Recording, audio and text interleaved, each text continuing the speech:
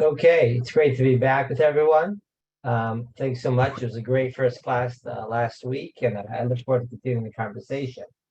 So let me just pull up our screen here for a minute about where we are in the course. As you'll recall from last week, we spoke about Jews and their obligation, or maybe lack thereof, to spread observance of the 7 Noahide laws, and started to raise some broader questions of, well, the Jews see ourselves as responsible for spreading Jewish values into the public sphere, particularly, but not only, when we're talking about here, particularly in the Western countries, but not only, right? This is a big issue also in contemporary Israel.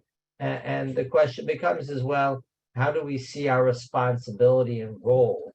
And we're going to be talking about end-of-life issues and end-of-life care issues in particular in this course.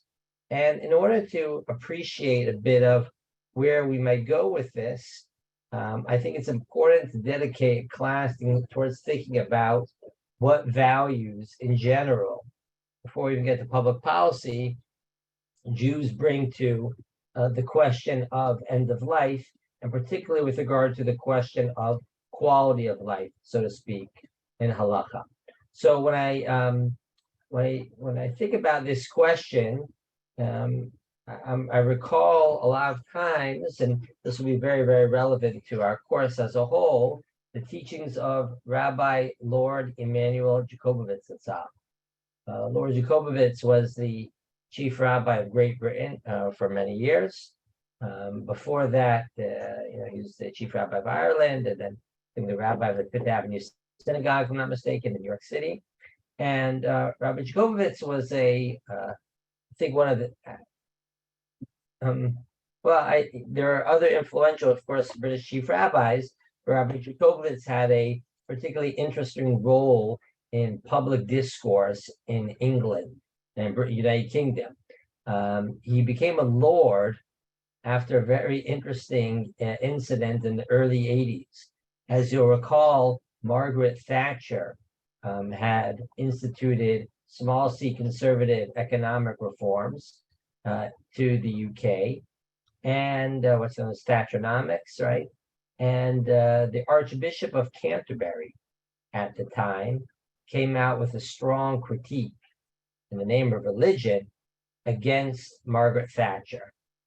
And Lord Jacobovitz, and the Archbishop of Canterbury, had a more liberal and progressive view about economics and quote unquote social justice, and was very critical of some of the initiatives taken by the Thatcher government.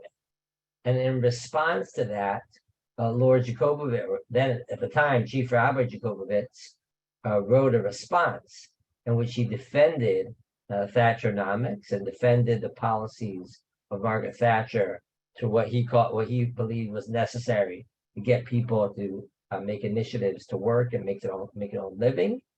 And Prime Minister Thatcher goes on to the floor of Parliament, and she makes a remarkable statement, which is that I wish the chief rabbi was the Archbishop of Canterbury.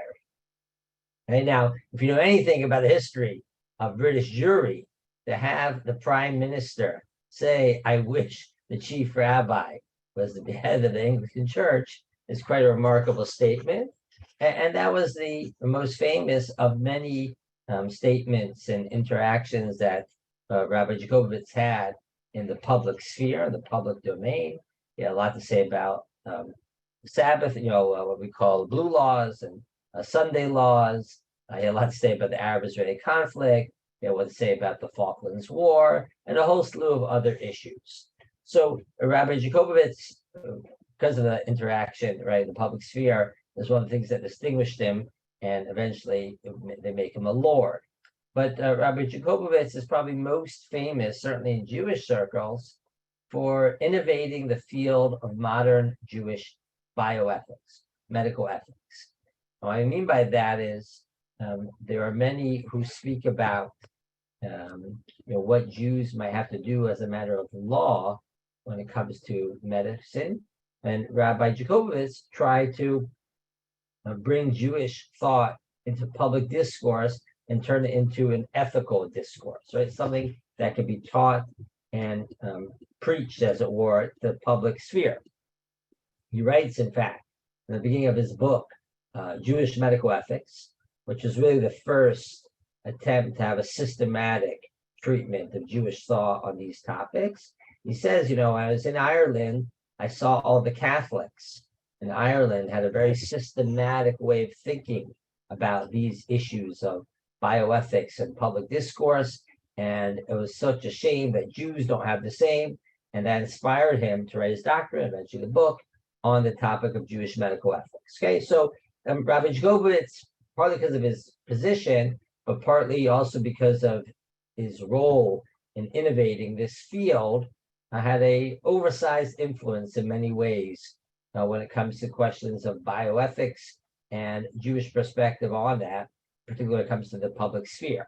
So, his perspectives on things, in some ways, today less so, but for a while, was seen as sort of like the mainstream or prominent Jewish voice, or certainly the Orthodox Jewish voice. By the way, raise your hand. Anyone here related to Rabbi Jacobowitz? Just by curiosity. The only reason why I ask is that every time I mention Rabbi Jacobowitz in a public shiur, somehow someone is always related to him. It's amazing. And they explained to me, apparently had a very large family. So I don't know. But in any case, okay, I don't see any hands. But as we're going to see today, I actually don't agree with Rabbi Jacobowitz on the topic which we're discussing, which is also why I asked, is anyone related? But I want to just say from the get-go, despite my intellectual disagreement here with his position, certainly have much respect for what he tried to accomplish and respect for his views in general. Okay, so Rabbi Jacobowitz made a number of statements on the issue of the principles, right, of what guides Jewish thinking when it comes to these issues of bioethics, and particularly end-of-life care. And in particular, he's responding in a time period in which people are promoting this idea of quality of life. Now, what we mean by quality of life is saying that if a person, because of technology, because of medicine, we can keep them alive in one form or another, right? In terms of biological, as an organism, of course, they're alive, but their quality of life in terms of their pleasure, the meaningful interactions with other people is greatly reduced. Is this a factor that should impact the way we think about, right, end of life care decision making? Right? And already, and certainly in the 70s and 80s, this is a big deal that people are starting to talk about this issue and promote it as a major factor in the way in which we should think about these issues. And Rabbi Jacobowitz came out strongly against this. And I want to show you some of the statements that he made along these lines. Okay, so here's a passage from him in this book that I mentioned before, Jewish Medical Ethics, in which he says as follows. Okay, he's talking about euthanasia, which we'll be talking about in future classes. But here's what he has to say. In the matter of euthanasia, for instance, any deliberate act to hasten death, whether with or without the patient's consent, is incompatible with the Jewish understanding of the sanctity of life.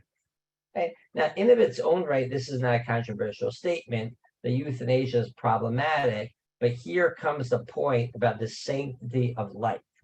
Judaism regards every human life, from the moment of birth, as being of infinite value. Infinity, by definition, is indivisible, so that any fraction of life, whether 10 years or a minute, whether healthy, crippled, or even unconscious, remains equally infinite in value. By attacking the ebbing life of a terminal patient because it is deemed worthless, we would rob all human beings of their absolute claim to life, making it merely relative to the expectancy of life, the state of health, or the usefulness to society, or to any other arbitrary criteria. In other words, what Rabbi Jacobowitz is trying to stress is, if you believe in this notion, at least his notion, of the sanctity of life, what it means is that all moments of life have infinite value and they're all equal. And he's very clear about this, right? Let's just see it again, his statement. It doesn't matter whether people are healthy, crippled, or even unconscious. Doesn't matter we're talking about 10 years or a minute, right? Infinity by definition is indivisible. And any of these attempts in order to judge the value of a moment of life ultimately is an attack on the notion of the sanctity of life. So there is a very high publicity, right? Very high, highly discussed, greatly discussed case in which there was a case of killing a child with Down syndrome, and that led people to start talking about, what's the value of life at that moment. And Rabbi Jacobus had this to say: "Where there is life, there may not always be hope, but there is always a spark of a uniquely precious soul, radiating warmth and compassion by its very existence." Okay, so you see this notion again, no matter what, right? There's always a soul that's radiating. Every moment of life, no matter what the condition, is of equal value. And when Rabbi Moshe David Tendler passed away a couple of years ago, started promoting the idea of a living will. Living will is a document. I highly recommend it, as you'll see how we go about in our conversation, is a document which people express, right, their values and preferences when it comes to end-of-life care treatment. And Rabbi Tendler started promoting this idea that Jews should sign it because it might say that we don't want to have certain treatments. We want to forego or withhold certain treatments. And Rabbi Jacobovitz was very against this. And he said, contrary to Rabbi Tendler, I would also include blood transfusion as well among natural means to stay in life. These are things you cannot withhold. I also question Rabbi Tendler's reference to the quality of life. I believe in the Jewish view, this has no bearing on the value of life, which is absolute and infinite, and certainly not subject to assessment by the patient or anyone else. This led me to my main critique. I believe the whole notion of a living will is alien to Jewish thought and law. The Jewish imperative saving life are incumbent equally on a patient, doctor, rabbi, and friends. Of these, the patient is obviously the least objective, being the most interested party. So what he's basically saying is, even if the patient says, I don't want this treatment, right? Don't give it to me. What is Rabbi Jacobovitz's statement? Response: all life is of equal value, of infinite value, and that patient's view is irrelevant. Okay, so I'm setting this up because many times, in fact, this position gets quoted as a dominating Jewish perspective on end-of-life issues, with this notion of sanctity of life. And, in some ways, it's pretty monolithic, right? It's a perspective which says there's one value which matters most, and it's the only value that really matters. And we need to keep on giving treatment, whether it's blood transfusions or other things, to keep people's hearts beating. Now, it's clear from the statements that Lord Jacobus is making, he was responding to the time period, right? He's very much responding to his fear, which is, as we're going to discuss, right, is not without reason, right? He has what to be afraid of people downgrading the notion of sanctity of life and not treating with care end of life as a whole. In certain countries around the world, you'll find healthcare policies, for example, where they'll say, why give anyone dialysis after the age of 75? What's the point anyway? Right? Which, as we'll discuss in coming conversations, this is quite problematic. But nonetheless, the question is Rabbi Jacobovitz's perspective here, with this sort of monolithic principle, an accurate description of what Judaism has to say on this topic? Okay, I see, by the way, already, which is great, in the chat, people are starting to raise questions. What about prolonging life versus prolonging dying? Right? What about forcing and right refusal? All of these are going to be topics we're going to be covering in the coming sessions. So I'm glad we're already thinking ahead, but I want to establish some principles in the class today. And so Rabbi Jacobovitz is, as a pioneer in Jewish medical ethics, is having a major influence. He's sort of the major Jewish voice. He's leading, chairing many Jewish medical conferences. But as you saw already, some disagree with him, including Rabbi Tendler, who is coming at the perspective also, not just of his own, but also promoting the perspective of his father-in-law, Rabbi Moshe Feinstein. And in the academic world, there are a number of Jewish professors, bioethicists, who are also saying, I'm not so sure this is an accurate depiction of Jewish thought on it. Now, it happens to be that one of those who was a frequent interlocutor with Rabbi Jacobovitz was a man named Professor Baruch Brody of Baylor College of Medicine, Houston. Professor Brody happens to have been also my father, my beloved father, but I'm totally not biased in my presentation on this issue at all whatsoever. Okay, I of course mean that somewhat jokingly, but nonetheless, I think my father's dispute with Lord Jacobovitz, which took place at a number of conferences over the years, is quite relevant for our conversation. And here's where my father's argument, the upshot of it. Can we have the sources in the chat? Yes. I meant to send that along the way, and I will try to figure out how to share that as we go along here. So my father, there's a number of different articles where he makes this point. This comes from a book called Taking Issue, Pluralism and Casuistry in Bioethics. My father is a brilliant man, but marketing was not his thing. And so when you call a book by the title of Pluralism and Casuistry, right, you are guaranteeing that this is going to have a limited catch audience. This is not quite Harry Potter branding, but what he means by this is as follows. Casuistry is case-based decision-making, right? You take each case on its own. And here he means by pluralism, he's just saying that there are multiple values. There are plural values which you're going to apply to each of these cases. And his argument goes as follows. Okay?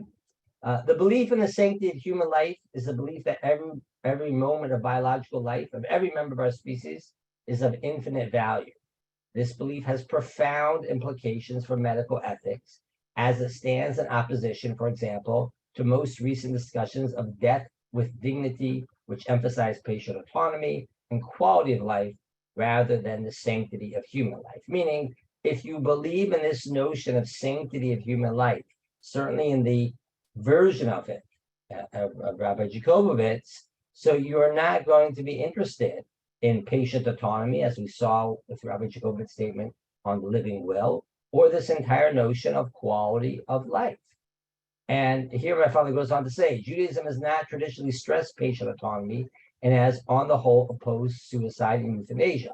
I shall argue, however, that is not committed to a belief in the sanctity of human life, to a belief that mere physical existence is in the patient's best interest, or to believe that residual life in pain has infinite worth. In other words, Judaism, while it doesn't stress patient autonomy, is not really interested in arguing that just the mere physical existence, no matter under what condition, is always in the best interest of the patient or that has infinite worth. Okay?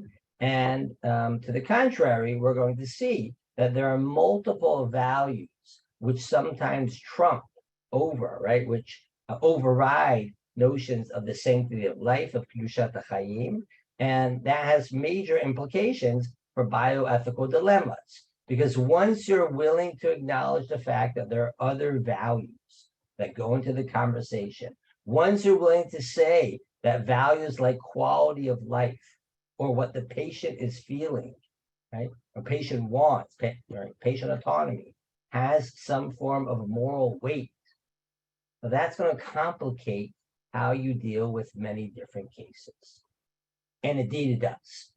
Right? And I would argue, and as we're going to see in the coming weeks, many of the debates that we're having today with end-of-life care, whether it's in Canada or in Israel, the United States, or other places, is precisely because there's this dispute over which values should take primacy. Okay?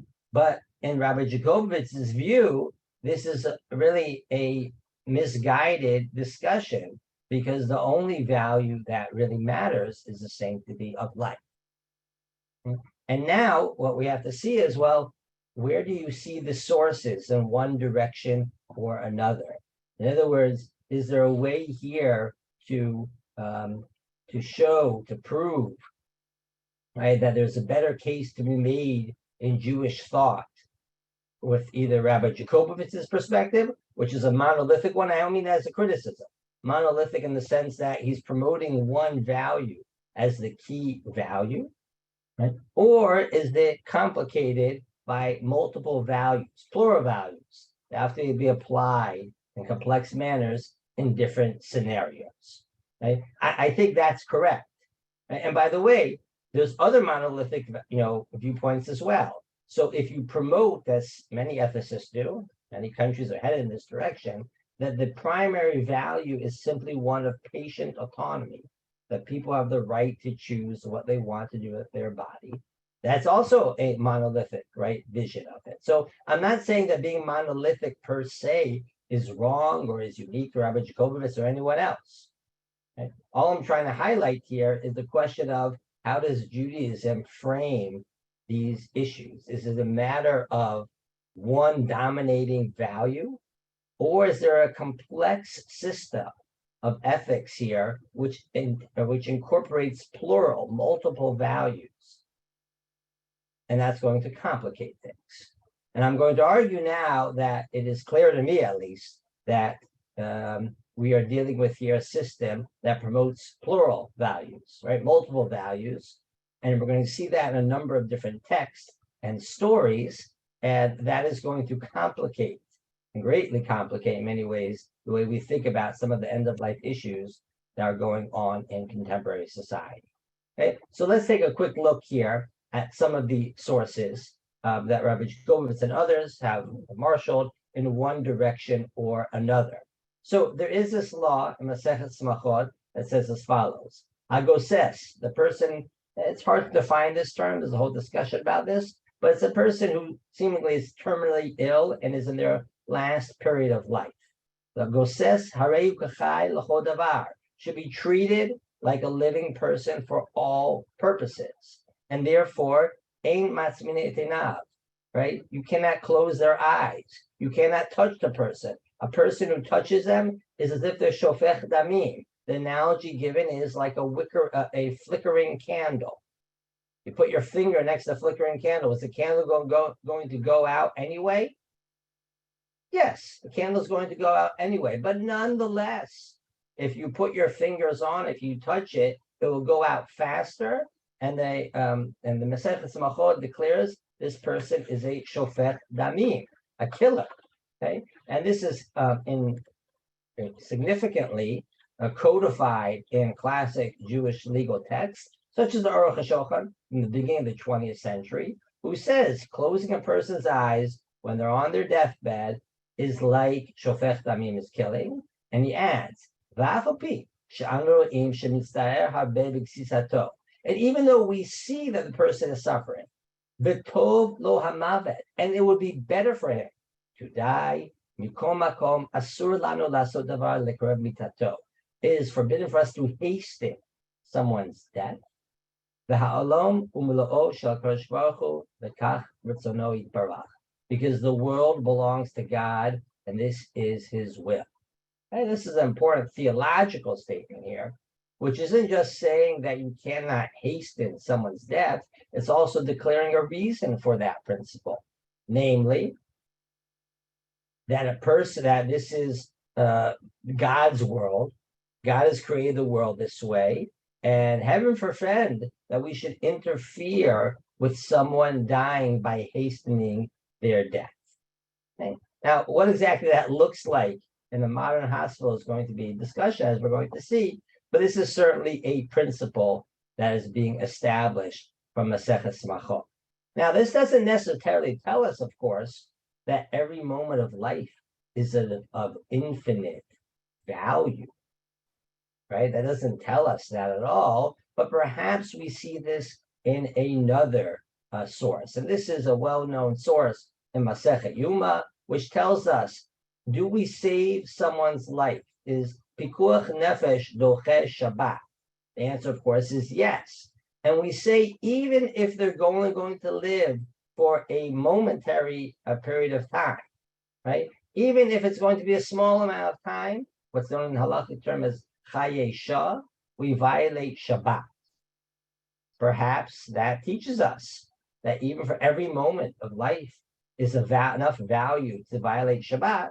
Maybe this means that every moment of life is of infinite sanctity as well. And we do have notions also of asserting that people's suffering, when a person is suffering, it has some form of spiritual value that brings them kapara, atonement. The Gemara in Brachot says, Yisurin Merakin Kol Shel Adam, that a person's travails, physical travails, right, provide atonement for them. Although the Gemara does quickly tell us of the story of the great sages, if one of them is having Yisurin, and the students say to him, Chavivin Alechan Yisurin, right? Are these precious to you, are enjoyable to you? And the Rav says to them, Lohen velo skaran. No, I don't want either the Yisurim or the spiritual rewards that may come from it. In other words, the Gemara already tells us right away, perhaps there might be some after the fact spiritual benefit, but despite the spiritual benefit, no one wants Yisurim. Okay? But nonetheless, we also say a pasuk in Tehillim, Yasor Yisrani Ka V'lamavet Lo Netanani. Right, God, you can give me Yisurim, you can give me ailments, but don't kill me. And so when you take all of these examples together, this notion in Tehillim, the potential spiritual value of suffering, as well as the notion that we would violate Shabbat to save anyone's life, even of a momentary life, perhaps you can come to the conclusion that every moment of life is of infinite value and of great sanctity. This indeed is not only a position of Rabbi Jacobovitz, but it's also the position of, seemingly the position of the Tzitz Eliezer, Rabbi Eliezer Waldenberg, who makes a statement and quotes these Gemara that we saw beforehand and says, Edni ki karim od enosh ale adamot, right? No matter what, right, we should do all efforts to save someone's life, just as we do on Shabbat, right? Because every precious, how greatly precious is every human moment on this earth, okay? And so it's certainly not Rabbi Jacob, but it's also, I would certainly put Rabbi Waldenberg, who is significantly the posek for many years of Shaarei Tzedek Hospital in Jerusalem, right? The chief rabbinic advisor to Shaarei Tzedek, that there is this notion, right? It is found, it's certainly found a strand of thought in Judaism, which does assert that every moment of life is of infinite value and precious. And yet, if you think about it for a moment, we seem to know other cases when we say, you know, life doesn't always trump, right? Life doesn't always, life doesn't always override other values. So let's think for a moment together, right? When do we know, where do we see that sometimes in Jewish law we say, no, your life is not the most important thing. And sometimes it's better to die than it is to live because of some other value, right? Do we have this notion anywhere in Jewish thought or Jewish law? Yes, Yehareg ve'al yavor. Right, excellent. Yareg ve'al yavor, right? Cases of certain mitzvot which we're not allowed to violate. And we have a general principle which says sometimes we say it's better for us to be killed and die rather than violate a law. Okay, and particularly, and by the way, in medieval time period, even though the big three are the ones that people emphasize, there are also times when we say that if a person decides not to violate the law, even though, right, they technically could have. So let's give a fine case. It's a time of persecution, and the non-Jew says, I want you to eat treif. Are you allowed to say, I'd rather be martyred than eat non-kosher food? So the medievals had a discussion about this, but it seems that many felt yes, and certainly if it's a time of persecution, and this is being done in public, it might be the base requirement to say it's better to be killed than to violate any of the laws during a time of persecution. There's a whole discussion about this. And what about going to war? Isn't Milchemet Mitzvah endanger people? Seemingly does. Minchas Chinuch points this out, right? So it seems that there are times when we do say that life is not always the primary value. There might be things that are greater than life. There are things that we sacrifice life for. Okay, so all I'm trying to point out from the get-go is that this whole notion of saying that life is always the primary value is clearly not true when it comes to asking questions when there are times when we say, well, there are other values as well, right? That might override even this great important value of staying alive. But it goes much more than that, because we also know that there are times in the Torah or in Tanakh where we see people, right, who take their own lives rather than either be killed or to do some other transgression. Okay, and the most famous of these examples is King Saul, Shaul HaMelech. Shaul HaMelech is losing to the Plishtim. And what does he do? Right, he asks the guy, his sword carrier, to kill him. He says no. So what does Shaul HaMelech do? He falls on his sword. Now the question is, why was that allowed? Or was it allowed? Maybe it wasn't. Maybe it should be justified. But in rabbinic literature, you see many justifications for it, right? One of those justifications is A, he knew he was going to die anyway. B, there is a national embarrassment, right? They're going to treat his body. And it also might be that he didn't want to go through, right, the torture of the people that were going to kill him. And the truth is, we see this as well with many stories in the Gemara and Gittin. You might remember from Tisha B'Av, there are a number of stories which talk about where Jews decided to die rather than, or kill themselves, rather than be taken into slavery. So you remember the story of the 400 boys and girls who were being taken on the ship, or the mother and the 7 sons, and the mother who jumps off of the roof.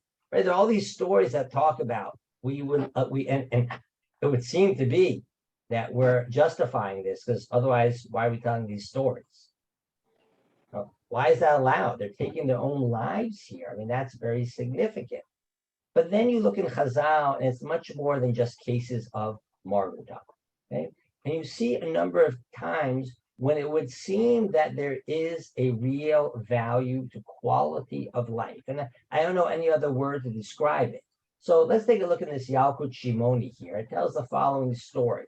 There's a Maser B'isha Achat Shinskina Harbe. A woman has become very old. Okay? And she goes to Rabbi Yossi ben Halakha and says, Rabbi, I'm just too old now. Right? My life is really one of denigration. I can't eat, right? I can't taste any food, or I don't have any pleasure. And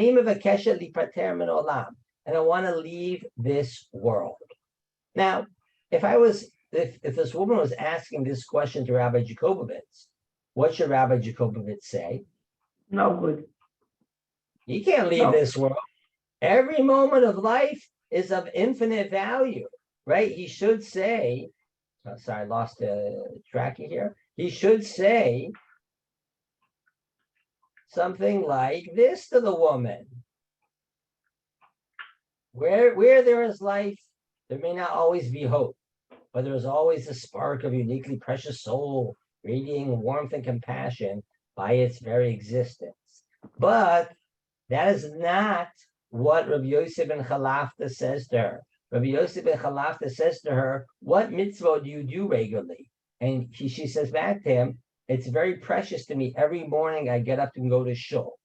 Interesting in its own right, that's what she says. And so he says to her, okay, this great virtue that you have, this midah, don't do it for 3 days.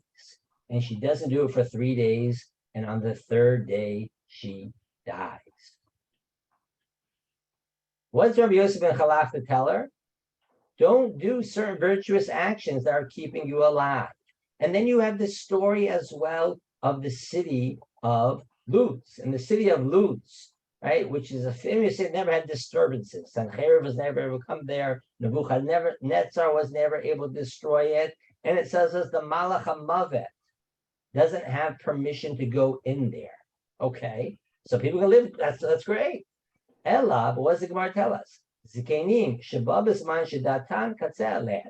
When elderly people get to the point where they just don't want to live anymore, datan katzeh yotzim chutz lachuma vehen meitim. What do? They go out of the city walls and then they can die. This is pretty shocking.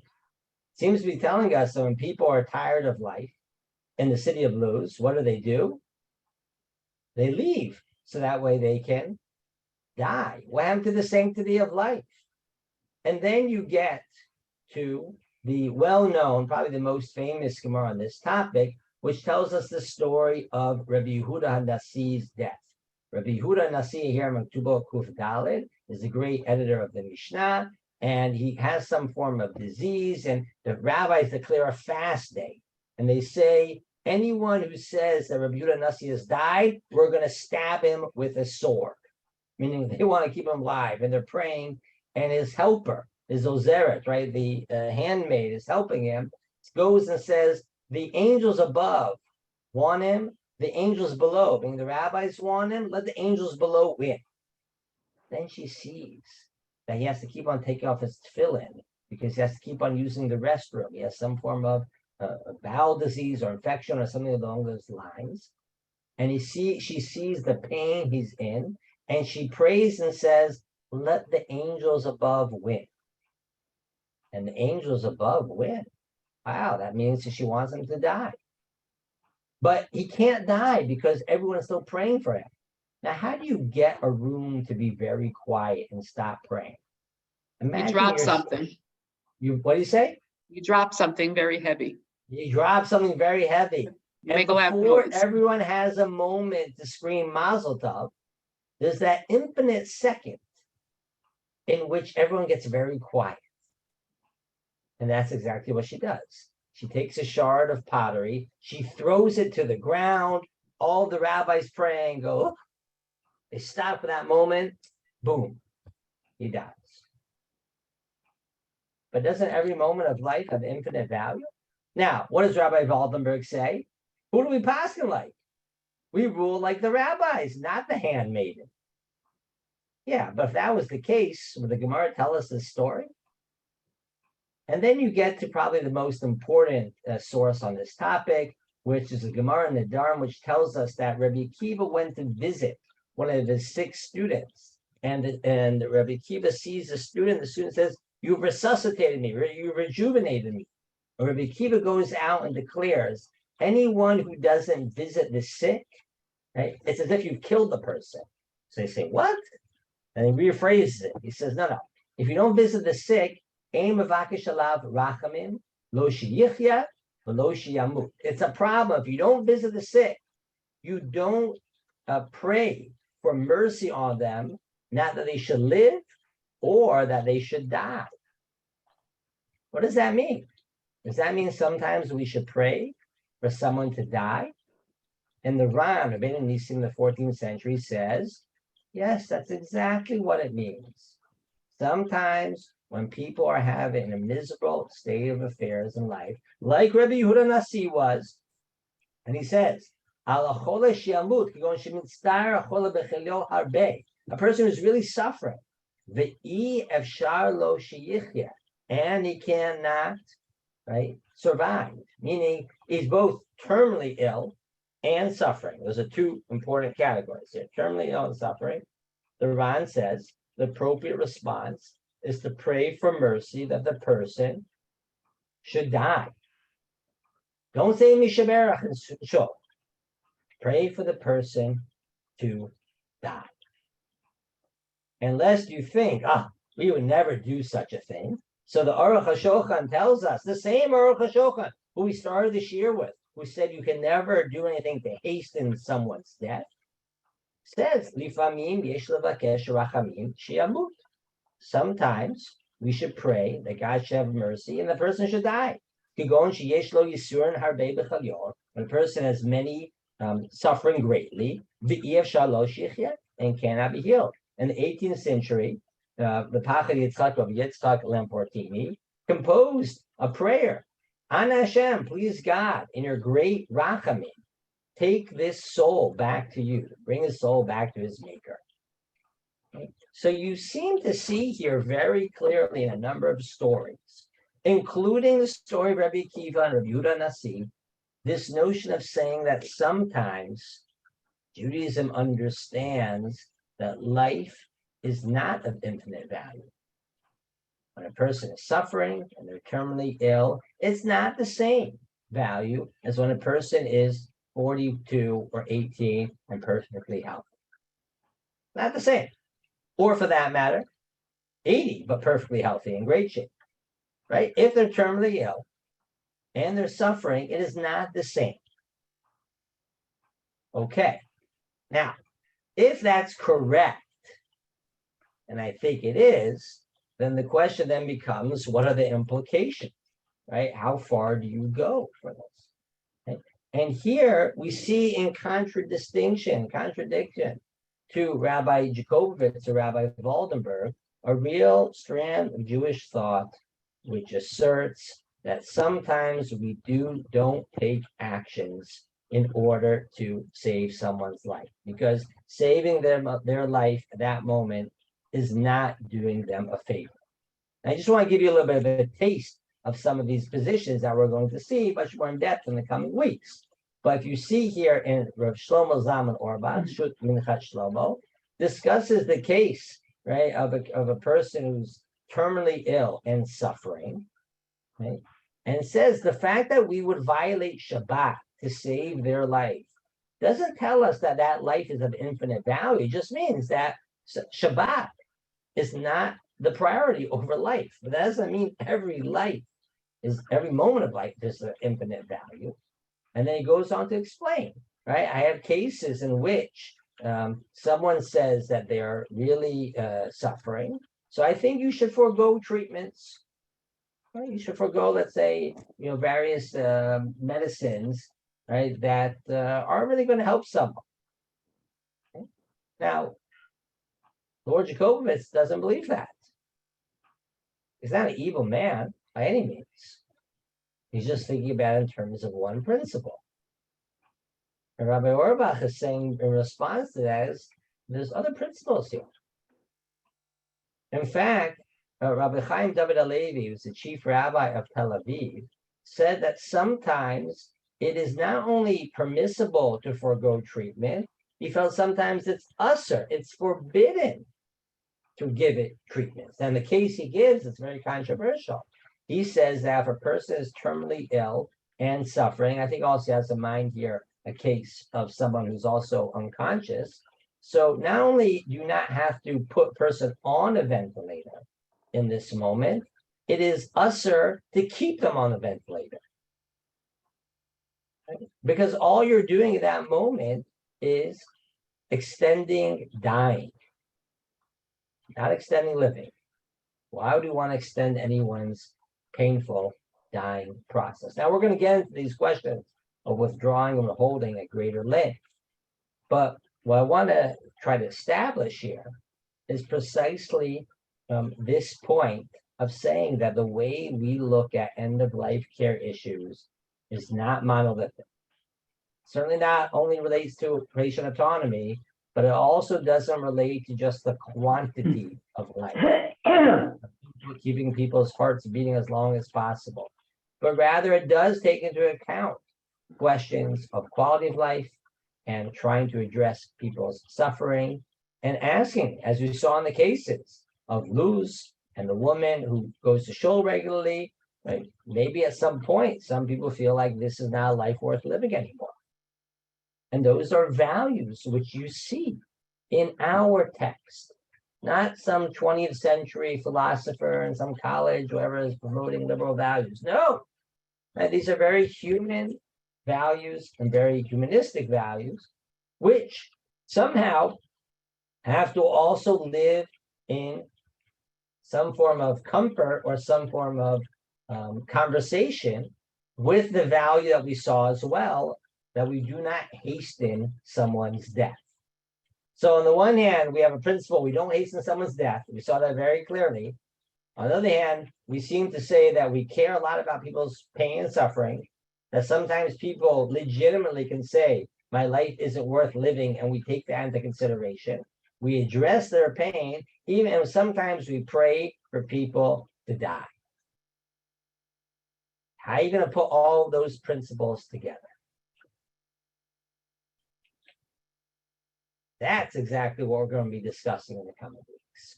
But I want to open up for questions, but let me end with a final thought. If everything I'm saying right now is true, and I think it is, I think it clearly is, I think it clearly actually represents a dominant stream of thought today. Meaning Rabbi Jacobovitz and the Tzitz Eliezer is no longer a mainstream position. It's certainly a position, it's out there, right? It's respected, it's quoted, right? But I don't think it's a dominant position. Okay? And why did they see these sources? Did they not know these sources? So yes, I think they knew these sources, but I think a couple of things were going on. One is that many of these sources are stories, Agadotot. And the question becomes, right, how much value do you attribute to some of these stories, Agadotot? You could say, okay, those are stories. That's interesting. People did what they did. Just because you tell the story doesn't mean that's how we should normatively behave. You could make such an argument. Although you'd have to wonder, right, why do we record those stories in the Talmud if we didn't want them to have influence in the way we behave? I think the second factor, and particularly when it comes to Rabbi Jacobovitz, that drove him to take such a strong stand on the sanctity of life is his perception that society as a whole has gone to another extreme, and we need to come back and push back at it with a very clear, monolithic, unified, principled voice. Because that's what the period calls for. Now, I'm not saying that's what he's consciously thinking, but I think that that was driving much of the way he thought on this issue.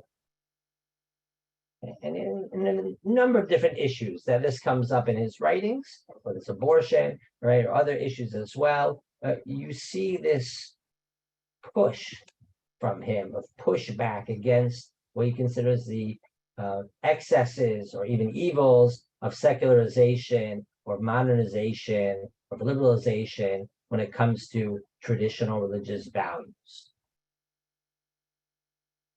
Is this a legitimate fear or concern? Maybe. But then the question becomes, how do you respond?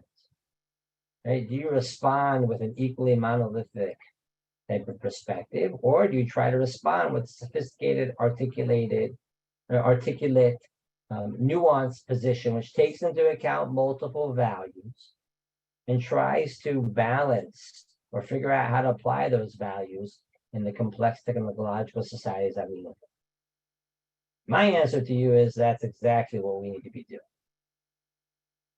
Okay? And if we don't do that, we're going to betray, I think, the richness of the halachic tradition, and also betray our ability to positively impact what's going on in the public sphere.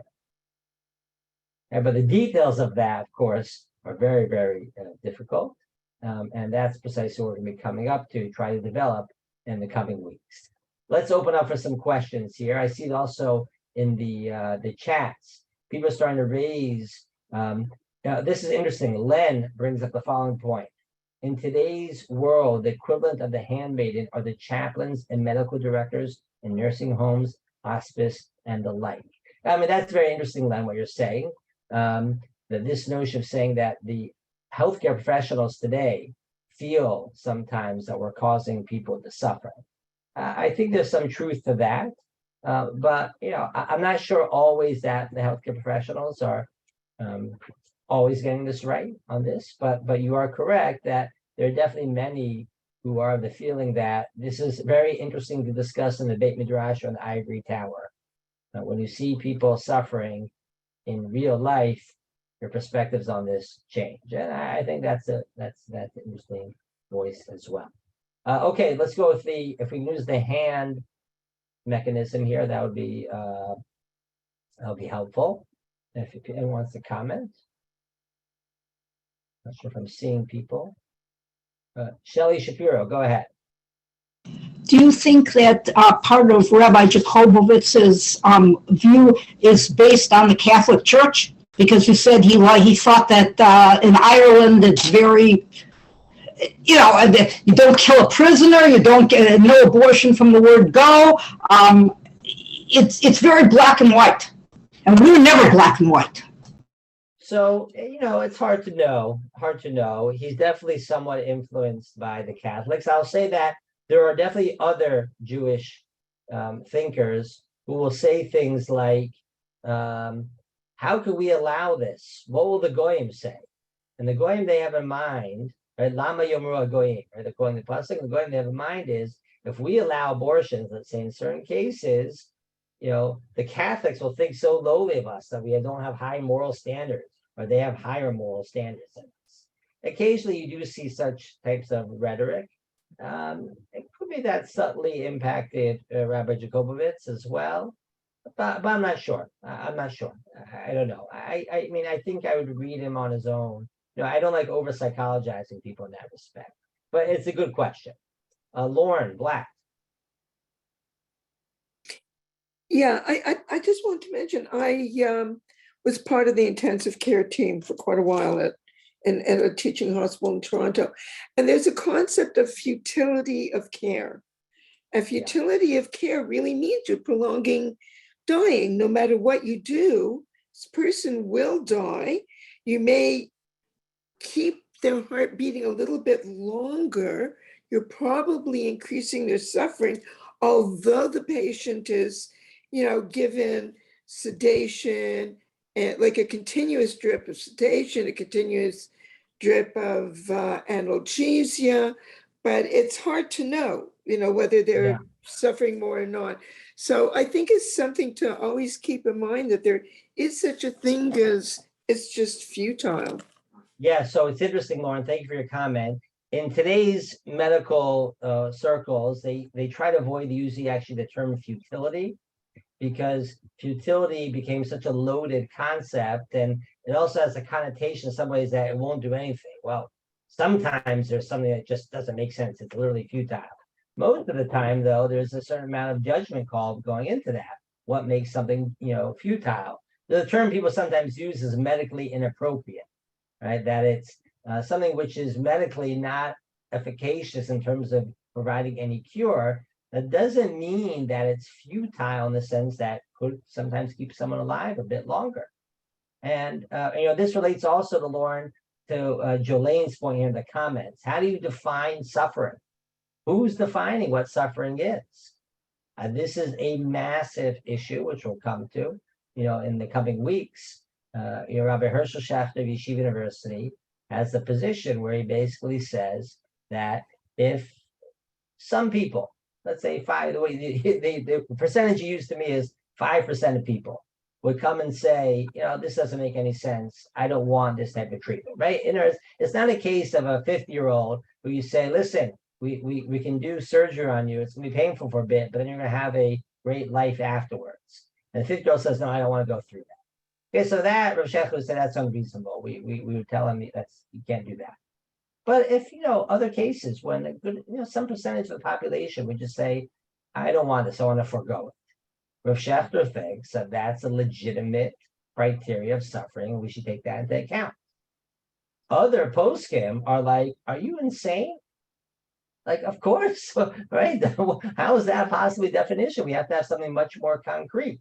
So so this question of how to define suffering is important, and where we want to draw the lines. But again, it's only happening precisely because we are creating a pluralist, meaning plural.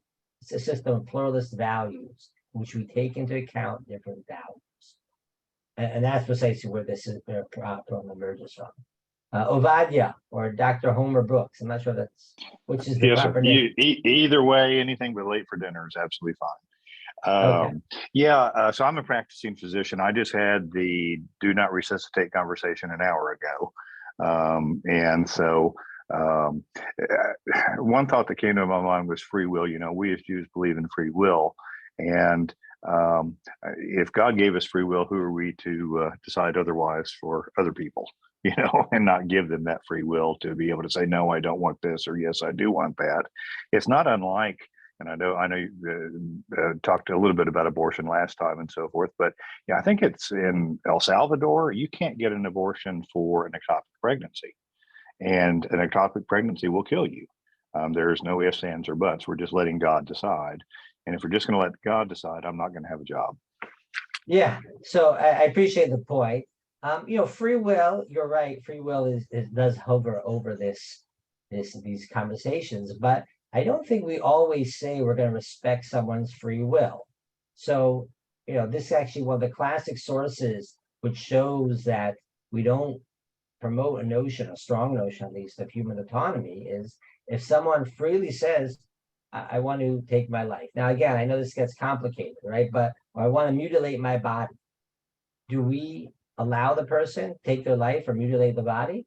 Free will. Answer, absolutely not. Right? We stop that. Right? We want to stop them from doing it. Many other actions. So, free will is complicated. It's definitely, though, an important notion of part of what it means to have human dignity is to have a certain amount of free will and be able to act on that. But sometimes we don't want people to act on that. And so I appreciate the question that you're asking, but I think it's a bit, it gets more complicated than just free will. I see Sima Hertzberg and I see Harold Pearl.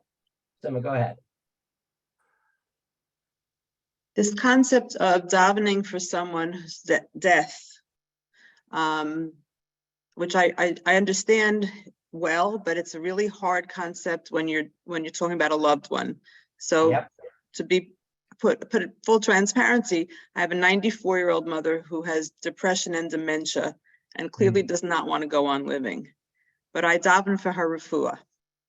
And sometimes I feel I shouldn't be davening for her refuah. I should be davening for rachamim. I should be davening, but to have her on a refuah shlema list, to me, I struggle with that. Yeah. I don't know if I'm asking a question or just, I guess I'm asking. I'll take it as a comment. It was the first halachic shaila I got as a rabbi was this question. I always remember it. First question I got was from my student who's, I think, a great uncle, was precisely in that type of situation. And he asked me how he should pray. I happened to be sitting in the yeshiva, the Kotel Beit Midrash, where I used to teach, in the row in front of Rabbi Nevin. You taught my son, Adam. Okay, there you are. Okay, yes, now I'm recognizing. Hello. So, it was Adam's year, actually, when I got this question. In any case, so I went to Rabbi Nevinsall and said to him, what do we say about this? And he said to me, I recommend you just pray for rachamim. And God will decide what rachamim means. Okay? That's actually the approach I take on that question. If you Google search praying for the terminally ill and Brody, you'll see I wrote about this somewhere. I think that's a good compromise position. I think praying for someone to die is very strong and it's emotionally very difficult. But for the same reason, I think that it's also hard for someone to say, are we really praying for a full shlema when we don't believe that's really possible in this case? We don't usually pray for miracles. And, we want to pray for people's best interests. So thank you for the comment. Thank I you. appreciate it. Yes. And send regards. Harold. That's all. I just wanted to give some further context to the story of Rabbi Yehuda Nasi, which Moshe Feinstein cites as the main source in his tshuva, which I'm sure you'll get to at some point, but which I have used I was a neonatologist. I worked in the intensive care unit, and I sat on the bioethics committee of my hospital. But what I wanted to point out was something amazing. That one is that Rabbi Yehuda Nasi was in a state of continuous resuscitation. Basically, and how were they resuscitating him? By somebody constantly had somebody who was davening for him all the time. And if somebody wouldn't daven for him, then he would die. So basically, the needs that they had to resuscitate or to maintain their life was not a ventilator at that time, but it was the equivalent of having somebody daven for him all the time. The second point is, what did the Gemara use as a means of teaching us this halacha? Because we then go on and say, did she do the right thing or not? And there's a debate about that. And then ultimately you say, yes, she did. Well, what was the source that they used? They didn't say that Yehuda Nasi had a brilliant Talmud and came up with this learned chidush that you're allowed to stop. What did they say? One, they used a woman who had compassion and saw how he was suffering. Two, they used a woman who knew him best, was his housekeeper for years and years and years. So it wasn't just you get admitted to the hospital and some doctor now sees you for the first time and decides what you should do, what would you want to do, etc. But they used somebody who knew him really well and knew what he would want as well. And using all those criteria, you can then apply that to what we do nowadays as issues that we have to take into consideration. Yeah, well, I'll focus on the second point you're making. I think it's very interesting. Does she know better? Right? Well, what did Rabbi Yehuda Nasi want? Interestingly enough, the Gemara doesn't tell us. And so as part of the question that becomes then is, or maybe it does, I don't know. It doesn't clearly tell us this. And so, does that tell us something about who should make decisions, let's say, when someone can't tell us? Rabbi Yehuda Nasi was the editor, right? So somebody had to edit this to say, what should we put in here and what should we not put in here? Just Well, before, right? And how should we learn this and how should we not learn this? Right, but he's the editor of the Mishnah, but not of the Gemara where the story is told, right? So this is recorded later on.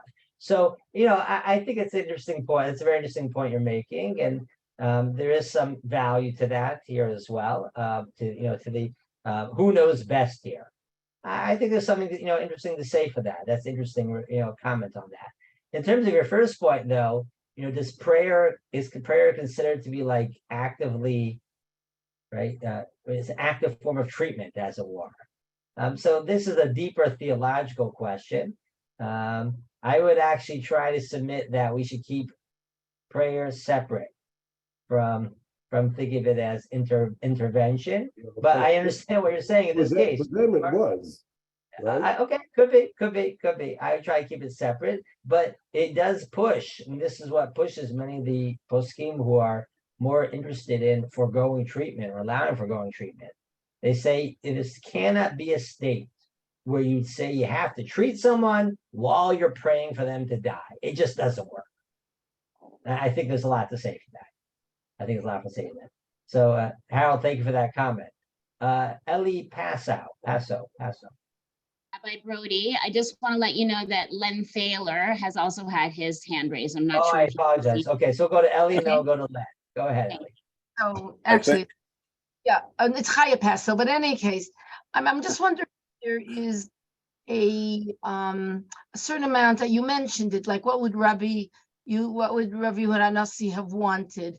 Is there a possibility that sometimes we project our sufferings on the person themselves when they cannot express it? My mother had very advanced Alzheimer's for many years, and I couldn't think. It looked like she had very little quality of life, and yet we would stroke her, we would love her, and we couldn't ask her.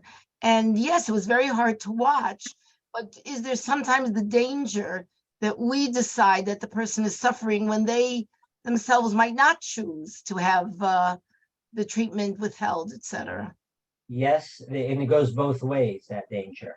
Meaning it goes both ways. Sometimes you have people thinking, this is not a life worth living, and the patient themselves might think, no, actually this is. And when they can communicate that, the classic example of this sometimes is with people with Lou Gehrig's disease, right, the ALS. And you might say, this is not a life worth living, but they're able to say communicate with their eyes or some other way, and they indicate, no, I actually, I appreciate this life still. And it can go the opposite way though, also, where you have family members who are like pushing their parents or loved ones and saying, keep on fighting, you gotta keep on fighting, you gotta keep on treating. and they're not hearing or seeing their loved ones saying like, I can't go on anymore. So, it goes both ways. It is a world of uncertainty. We're dealing with a world of uncertainty, particularly in those cases, which is why I strongly recommend for everyone here on this conversation, and we'll have other opportunities to talk about it, to write out a living will where you can indicate some of your values and preferences. Because that doesn't mean you'll feel that way when you get to that point. absolutely correct. And that's why you have to constantly, but the thing about living wills is as follows. I don't believe in living wills unless we're talking about very extreme situations that are specifying, I want X, Y, and Z done in this scenario, but not, this in another scenario. It's hard to project those. It's hard to project in advance. But the living wills that are good are conversation primers that help people start to talk out with their families, their general, how they see these things. Once you get that conversation going, it's a lot easier to keep up those conversations as people's health conditions evolve. And that's why it's super important that have some form of initial conversation, record that, not making specific decisions, but to get a general sense. I like, and a lot of times those conversations go where people discuss their own encounters with death, whether it's their parents or siblings or their friends. I liked how my mom died in her house surrounded with her kids. I didn't like how Uncle Dave had this, whatever it might be, right? Those types of things are very valuable. And then you keep on going and keep up those conversations as much as you can until you can. But as you point out, there are times when you can't have those conversations, and you do your best. You do your best in terms of trying to figure out what's best in this situation. And it is very, very, very hard. Do not always know for sure. And end of life decision making and this type of care has to be made in a world of uncertainty. Right. Which is why I think we should be a little bit modest. And particularly, occasionally I see cases because of the work I'm doing at my organization and other conversations where people are very judgmental of one person in a lot of different directions. Why they do this? Why they do that? I think we should relax a little bit about being judgmental a lot of times because we are in a world of uncertainty in these cases. So thank you for that comment. I think it's very valuable. Len, I'm sorry I didn't see you earlier. Go ahead. Not a problem. I just want to make a simple point based on both professional and personal experience, and that is that knowledgeable doctors and knowledgeable chaplains, rabbis, particularly in Jewish nursing homes and the like, really have a lot more agreement than people realize about what is and what is not appropriate for patients who are close to their end of their life. Now, I'll give you just one small example. The issue of feeding tubes. Doctors will tell you that there's a large percentage of people who get feeding tubes that end up with painful infections and end up with much more suffering as a result of having the feeding tube put in. And I think that's very influential in terms of how a rabbi will advise the family and a doctor will give the same advice. And my point in all of this is there's a real issue of education. Lay leadership, pulpit rabbis have to be educated a lot better as to the changing technology and the pros and the cons of these various medical interventions. Len, I agree with you fully on that point.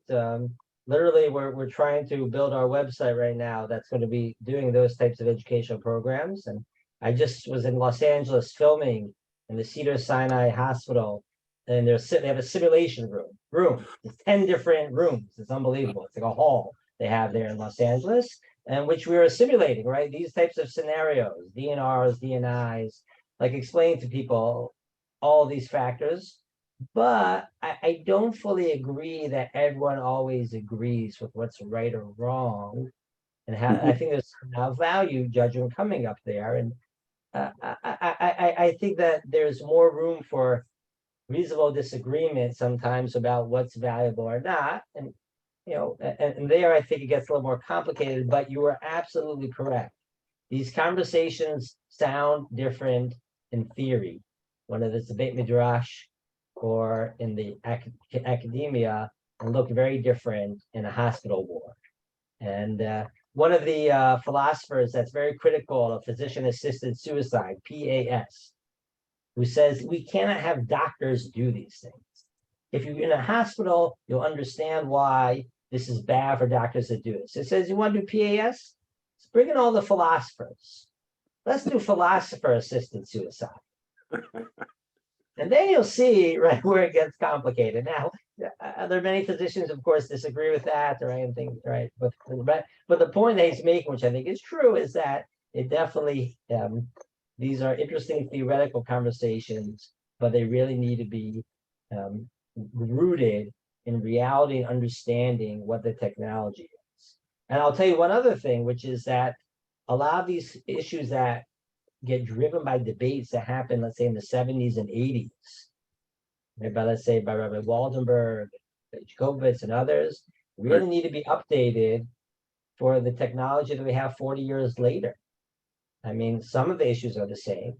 Some of the issues are very different. You know, pegs. What do pegs do? Pegs are always a good idea, right? You know, Right. artificial breathing and ECMOs and all sorts of other technology that's I think is changing us, and we have to update a bit of some of this conversation. So thank you for the point. Call a vote for the work you're doing. Very important work. Thank you very much. I appreciate it. Really appreciate it. Okay, I'll stay on, Shira. I don't know if anyone wants to get any questions, but this was a great conversation, and I look forward to continuing in the coming weeks. Thank you very much. Wow, it was so good. Very enjoyable, Rabbi. Thank you. I have two of Fred Rosner's books. They're a little bit old, but I have Medicine and Jewish Law, Volume 1, and Pioneers in Medical Ethics. And I've read Dr. Tendler and Rabbi, who was the great postscript that passed away. Not Auerbach, that's another person. Anyway, Moshe Feinstein. Moshe Feinstein, sure. I recommend the book. I mean, we need some more books, but my colleague, Rabbi Jason Weiner in Toronto, has a book called, it's right next to me, The Jewish Guide to Practical Medical Decision Making. I think it's probably the most up-to-date and accessible book on these topics. There are others as well, but I think it's very good. And he's a very What was the last name of the author? Weiner, Weiner. He's the chief chaplain at Cedars-Sinai Medical Center in Los Angeles. We're doing a lot of work together in Matai, and I think he does some very good work. So no credentials whatsoever, right? I'm sorry? I said, so no credentials whatsoever, right? Oh, yeah, he's an impressive guy. Yeah, right. I Thank you. I appreciate that. On these issues, yeah. Are you going to put the sources on? I couldn't make that out the question. Rabbi Brody, you're going to send me your source sheets so I can post it online? Yes, I'm sorry about that. Yes, I'll do that. I'll send that. Okay, so I'll get that up there. As soon as I receive it from Rabbi Brody, I will post that on program page for this class on our website. Could you please repeat the title of the book? It's called Jewish Guide to Practical Medical Decision Making. Thank you. I'll put in the chat as well. Jewish Guide to Practical Medical Shoshana, can I call you back in a few minutes? And the author is Jason Weiner.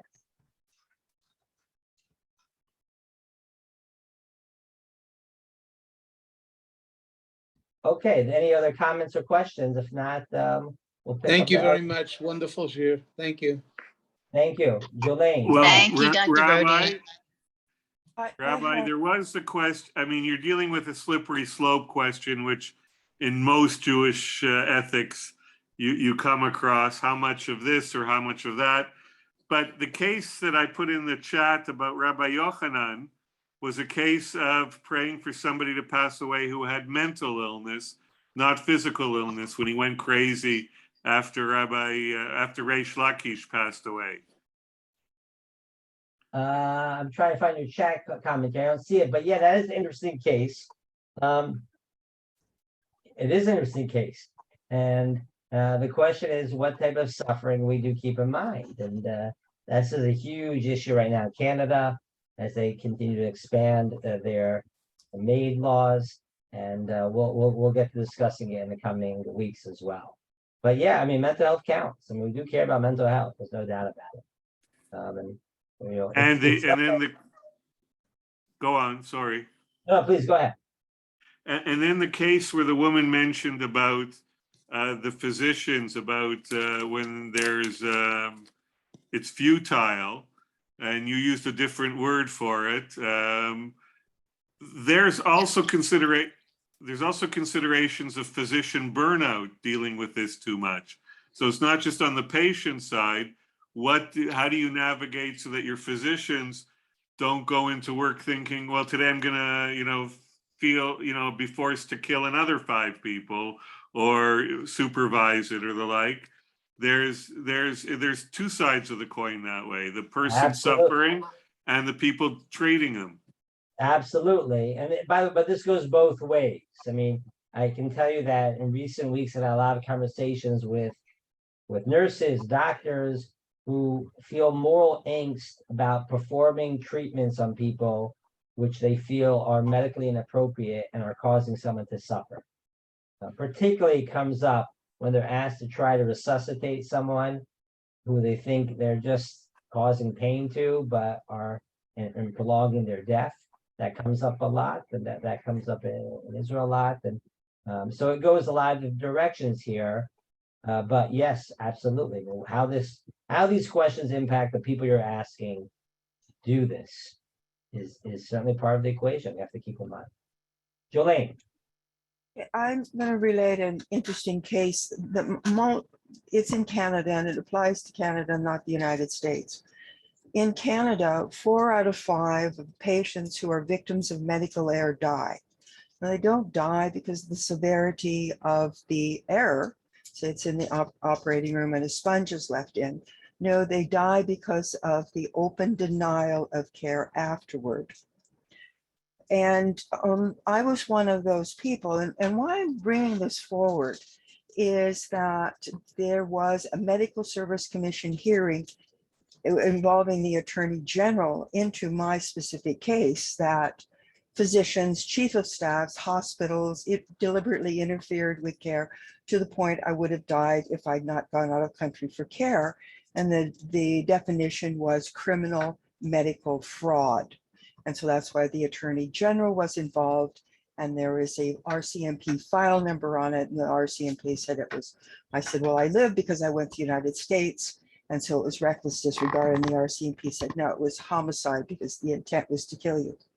Now, why this matters in all of this is that in Canada, for physicians, it remains pressure put on them to deny care to patients who are victims of medical error.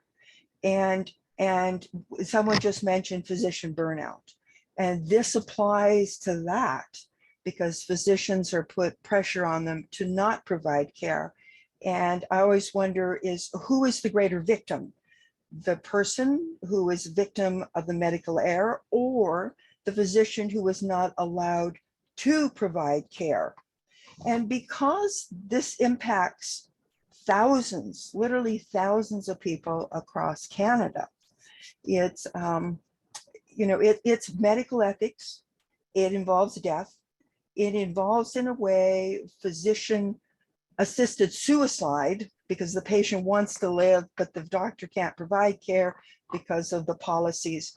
Now, the result of my hearing, the decision was that it was all right for the doctors to not provide care for me, even though they falsified reports and like MRI reports and all the other things. It was open that they knew when they did it that they were lying on the report. But the decision in Canada was that this was all right to do because it was important to protect a publicly funded universal care system. Wow. So when we get into talking about MAID and the programs that are now coming into Canada, such as the MOST program, where the physician decides the care that the patient comes, that this political, if you want to call it a political agenda in countries with a socialized medicine, it becomes part of this conversation. So I know in the United States that many people say that my Medical Service Commission hearing was one of the most important things that happened in Canada. Because it wouldn't happen in the United States. I went to the United States over a dozen times. The American physicians were absolutely wonderful, which is beside the point. So the last thing in closing on this is that I want to thank you very much. And I want to personally thank Torah in Motion, is that I'm taking this back to court. The right for Canadians to live as they would so choose, and the right for physicians to provide care for them. And Torah in Motion and all of those who ask questions and all the rabbis that teach encourage me, empower me to step forward and do what is right and good for all of our people. And so a special thanks to everyone today who asked questions, because not only did I learn from the lesson, but I learned from all of you. And thank you so much. Bye. Yeah, Jolene, I put my email here in the chat. And if you're able to send me an email just with a link, the case or some of the coverage or whatever it might be, I'd be very curious to see it. And obviously raises a lot of issues that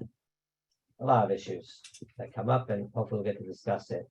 But it's director@hodes.org. If you send me an email with that link, that'd be great. So thank you for sharing that. Well, thank you to you all, and I will get in touch with you and send you the documents, the legal documents. Great. Okay. Have a great day, everyone. Good to see you all. Your toes.